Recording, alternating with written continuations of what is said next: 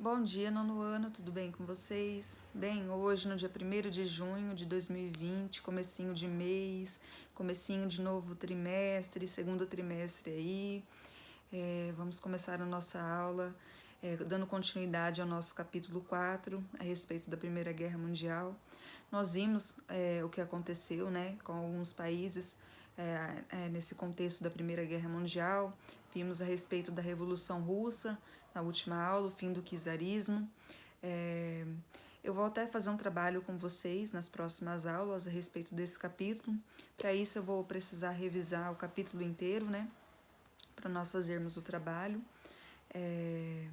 Hoje nós vamos começar a falar um pouquinho a respeito da região da Palestina após o conflito da Grande Guerra, da Primeira Guerra Mundial. Para isso eu vou precisar que vocês peguem a página, abram a apostila de vocês na página 311. Eu tinha planejado fazer uns slides com vocês aqui, só que o meu computador ele acabou travando, tô até bem chateada com isso, e eu não consigo reiniciar ele. Para eu conseguir reiniciar ele, eu preciso que ele acabe toda a bateria, termine a bateria para que eu consiga reiniciar, porque eu não consigo. Então tô tendo um pouquinho de problema com isso, mas eu pretendo recompensar vocês com alguns slides, uma aula diferenciada, tá? Hoje vocês me perdoem, de fato, eu tentei de tudo e não consegui. E se eu ficar esperando não dá tempo de gravar a aula para vocês, tá? Então hoje nós vamos para a página 311, vamos falar ali que no primeiro parágrafo que no início do século XX a região da Palestina pertencia ao Império Turco-Otomano. Nós vimos que o Império Turco-Otomano acabou se desfazendo após ali a Primeira Guerra Mundial, acabou saindo como um dos perdedores da Primeira Guerra Mundial e acabou se desfazendo. A região da Palestina era dominada pelo Império Turco-Otomano, mas agora que ele tinha se desfazido, tudo tinha perdido a Primeira Guerra Mundial, quem iria dominar seria a Inglaterra, como de costume, né? A Inglaterra sempre dominando, sempre com a questão imperialista de dominar cada vez mais territórios, não seria diferente. Bom, nesse período esse império dominava grande parte do Oriente Médio, né? O Império Turco-Otomano. Após a derrota dos turcos, né, na Primeira Guerra Mundial, assim líderes de povos árabes que habitavam a região passaram a negociar com os ingleses a possibilidade de criarem um estado independente, ou seja, essas pessoas que moravam ali começaram a tentar convencer os ingleses a dar uma certa autonomia, uma certa independência para elas, né? No entanto, naquela época, um movimento promovido por judeus ganhou força, um movimento sionista, ou seja, os judeus não tinham o espaço que eles queriam.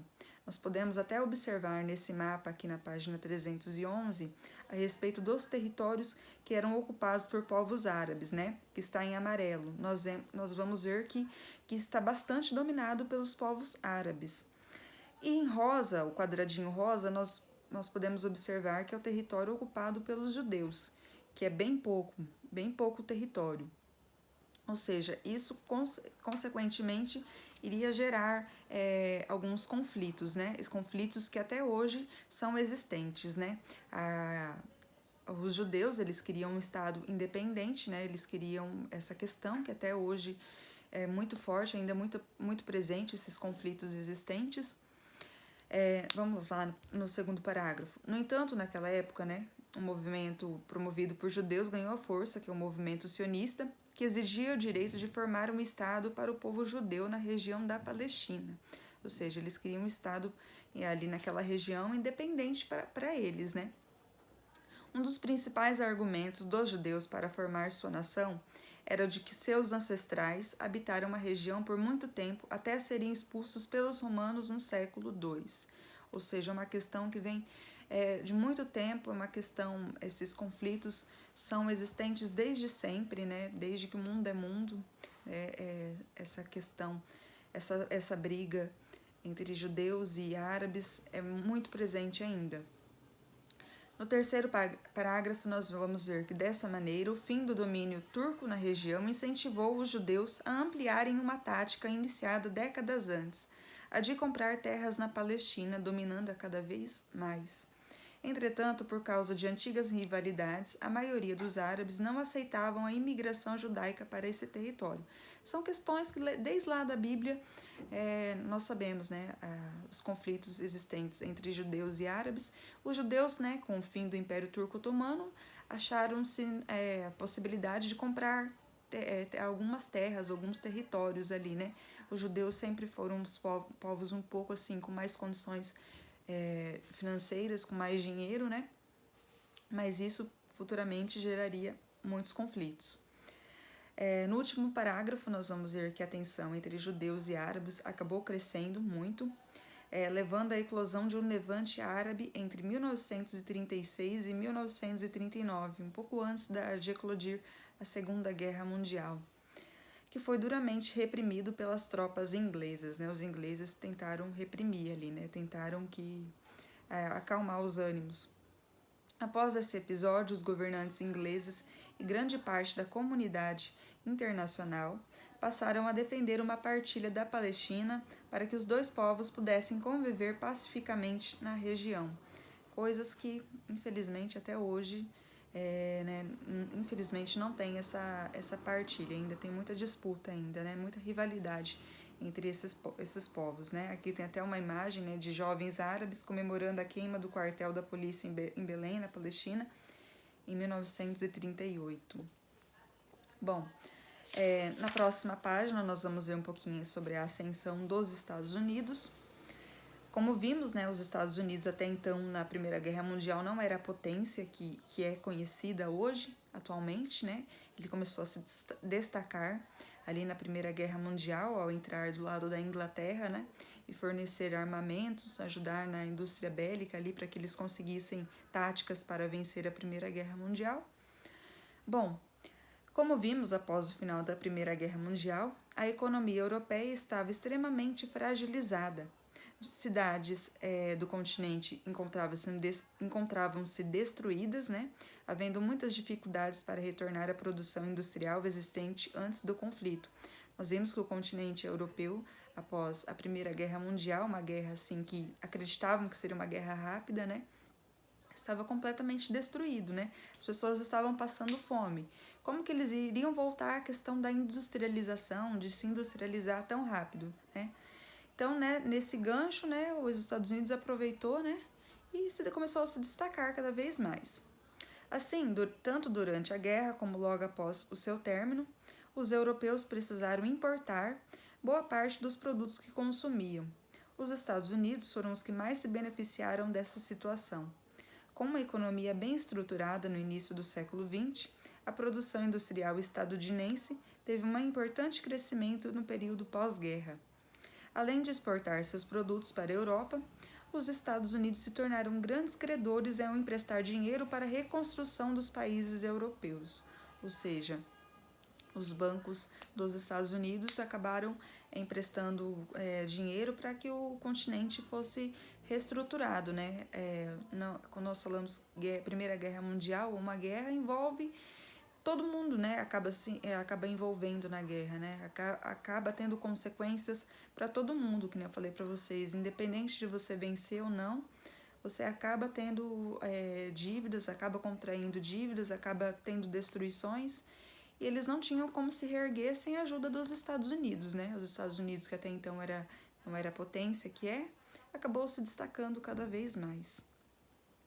No terceiro parágrafo, nós vamos ver que o desenvolvimento econômico pelo qual os Estados Unidos passaram teve reflexo no cotidiano dos estadunidenses. Não apenas houve aumento de consumo, houve também crescimento das cidades e investimentos em obras públicas como a abertura de estradas, ou seja, né, a desgraça de uns é a alegria de outros, infelizmente, né? O continente europeu todo destruído por conta da Primeira Guerra Mundial e os Estados Unidos cada vez mais crescendo, emprestando dinheiro para a reconstrução do continente europeu, abrindo estradas, tendo uma industrialização, aumentando os investimentos, né? O Fordismo, acho que vocês já estudaram no 8º ano, né? O ano passado, quando nós falamos ali de Revolução Industrial. O Fordismo é um dos desenvolvimentos tecnológicos que acabou se destacando nesse período, né? Que é o desenvolvimento ali Quando você está produzindo, por exemplo, um carro, a pessoa só fica especializada em, por exemplo, apertar parafuso. Essa é a única função que ela vai fazendo durante o processo, né, de montagem do carro, né. O Fordismo foi um dos modelos que se estabeleceram nesse período. Aqui até fala, né, que o desenvolvimento da tecnologia industrial foi determinante para o crescimento da produção dos Estados Unidos. Além disso, outro fator foi essencialmente a ampliação da indústria estadunidense, o estabelecimento de linhas de montagem de fábricas, né? Ou seja, a montagem de fábricas de automóveis cada vez mais começou a se destacar, né? Ainda mais que o continente europeu, vou falar de novo, precisava importar, né? Tudo dos Estados Unidos, porque estava completamente destruído, né? Foi o gancho para que cada vez mais eles conseguissem se destacar. Aqui fala, né, o Henry Ford, né, 1863 a 1947, foi o responsável por introduzir a primeira linha de montagem. O sistema foi implantado em sua fábrica de automóveis e ficou conhecido como Fordismo. Nele, cada trabalhador se especializava em exercer uma única tarefa. Dessa maneira, os funcionários desempenhavam sua função com agilidade, o que diminuía tanto o tempo quanto o custo para produzir.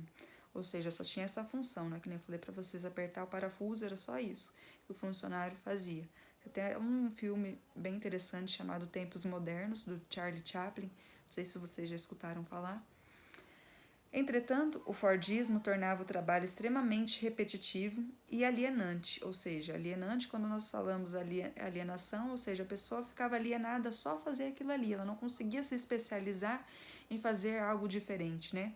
Era uma coisa que só pensava na produção rápida e não no trabalhador.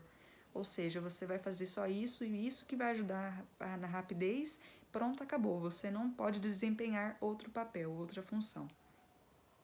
Pois não permitia aos trabalhadores conhecer as demais etapas pela quais o produto passava a ser fabricado, né? Ou seja, era uma total alienação do trabalho do empregado, né?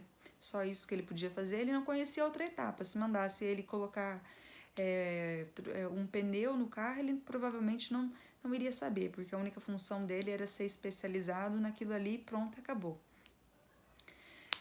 A crise do capitalismo, né, de 1929, nós vamos ver aqui na página 313.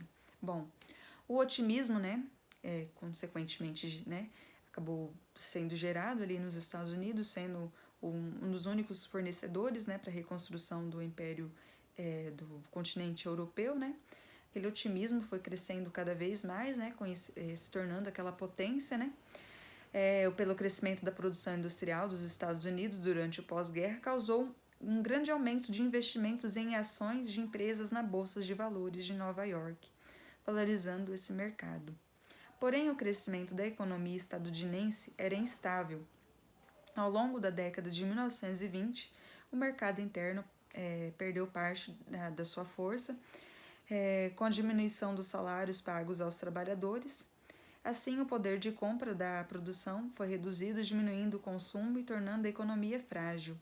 Além disso, aos poucos, a produção industrial europeia foi retomada, o que diminuiu consideravelmente as importações de produtos dos Estados Unidos. Ou seja, os Estados Unidos eles não teve um limite na hora de começar a produzir, eles começaram a produzir demais. E não esperavam também que o continente europeu pudesse se reerguer tão rapidamente, né? Rapidamente não, mas que uma hora eles iriam se reerguer. Então, essa crise também ela é basicamente por conta de muita produção dos Estados Unidos. Eles começaram a produzir demais, não tinha mais para quem vender, né? O continente europeu começou a se reerguer e, consequentemente, os Estados Unidos acabou passando por uma crise, né? Que afetou, inclusive, o mundo inteiro. No terceiro parágrafo fala que na Bolsa de Valores, o preço das ações que era definido como base em especulações continuou subindo até que algumas empresas começaram a apresentar dificuldades ou a falir, tornando claro que os preços de suas ações não eram compatíveis com os valores reais, ou seja, eles achavam que a ação era supervalorizada, infelizmente não era, né? Começaram a perder. Sendo assim, os investidores procuraram vender suas ações de maneira rápida, porém já não havia quem as comprasse de maneira que os preços, consequentemente, diminuíram drasticamente. Com isso, em outubro de 1929, o mercado de ações entrou em crise, gerando a quebra da Bolsa de Valores de Nova York, iniciando o período conhecido como a Grande Depressão. Quando nós falamos a respeito disso, vem na mente lá a Getúlio Vargas, né? Lembra que eu falei para vocês que por conta dessa o Brasil era o maior produtor e exportador de café na época. Lembra que o Getúlio acabou queimando milhares de sacas de café para que o café fosse valorizado no Brasil? Tudo por conta dessa grande crise que se estabeleceu nos Estados Unidos, né? Essa crise da Bolsa, né? De 1929. Nesse período, houve grande recessão econômica, que durou até o final da década de 1930. Nos primeiros anos da crise, aproximadamente 12 milhões de pessoas ficaram desempregadas, após mais de 300 mil empresas falirem e 9 mil bancos fecharem. As consequências da crise repercutiram a maior parte dos países capitalistas, principalmente daqueles que dependiam do comércio com os Estados Unidos e de seus empréstimos. Ou seja, né, os Estados Unidos, que era a base, né, que acabava sendo um dos países que emprestava, né, acabou que não tinha como cumprir com a sua palavra, né, tinha muita gente desempregada. Foi uma crise, que nem eu falo para vocês, que acabou afetando o mundo inteiro, acabou sofrendo com essa crise. Aqui tem até a foto de um jornal, né, estadunidense, o Brooklyn Daily, não sou muito boa em inglês, tá? Noticiando a quebra da Bolsa de Valores de Nova York de 1929. Bom, isso aqui marca, né, essa era ali, né, até da Primeira Guerra até mais ou menos a década de 30, né? Daqui vai ter uns exercícios da página 314, que eu vou colocar na plataforma para que vocês respondam. Na próxima aula eu vou fazer uma revisão sobre o capítulo para que nós possamos fazer o nosso trabalho, que vai ter valor 1 ponto. Eu vou ver se meu computador ajuda, vou tentar fazer uns slides para vocês. No próximo capítulo nós vamos começar a falar sobre a Segunda Guerra Mundial, mas para isso preciso dar esse trabalho para vocês a respeito da Primeira Guerra Mundial, né? Foi um período importante, é um pouco complicado de entender, principalmente que nós estamos fora da escola. Eu também estou sem acesso ao mapa, né? Que iria ajudar bastante para explicar para vocês, mas vamos tentando, né? Qualquer coisa vocês me perguntem aqui na plataforma, alguma dúvida que vocês tiverem, ok? Até a próxima aula. Fiquem com Deus.